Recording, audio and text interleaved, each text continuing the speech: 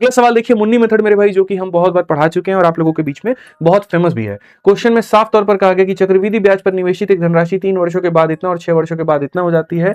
तो चक्रवृद्धि ब्याज की गणना वार्षिक चक्रवृद्धि ब्याज पर की जाती है, तो मेरे भाई धनराशि कितनी होगी।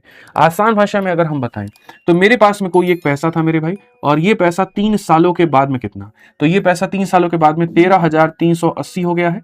और यही पैसा मेरे भाई यहाँ पर 6 सालों के बाद में 20,000 मेरे भाई 70 हो गया है। तो हमसे यहाँ पर क्या कहा गया, जरा जल्दी बताइए। तो कहा गया भैया वो जो मूलधन है यहाँ पर बताइए कि वो मूलधन हमारा कितना होगा, जो अमाउंट है हमारा वो कितना होगा। तो अगर हम देखें तो ये जो गैप है हमारे सामने, ये गैप हमारा कितने का है, तो 3 साल का है।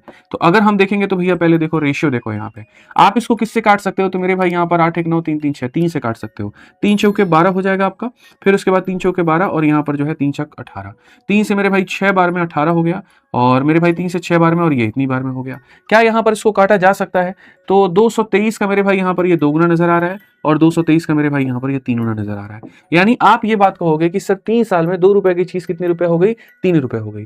हर 3 साल में 2 रुपए की चीज 3 रुपए हो गई, यानी अपने आप की डाउट गुना। तो यहाँ पर भी सर ये जो पैसा है ना, अगर यहाँ पर ये 2 रुपए था, अगर ये पैसा कितने रुपए था, 2 रुपए था, तो सर ये कितना हो गया, तो 3 रुपए हो गया। यानी ये पैसा कितना, देखो 2 का 3 बन रहा है, तो यहाँ भी 2 का 3 बना होगा, यानी ये कितने का मान है, 3 का। यहाँ पर ये जो मान है मेरे भाई, यहाँ पर ये कितने का मान है, तो 3 का मान है।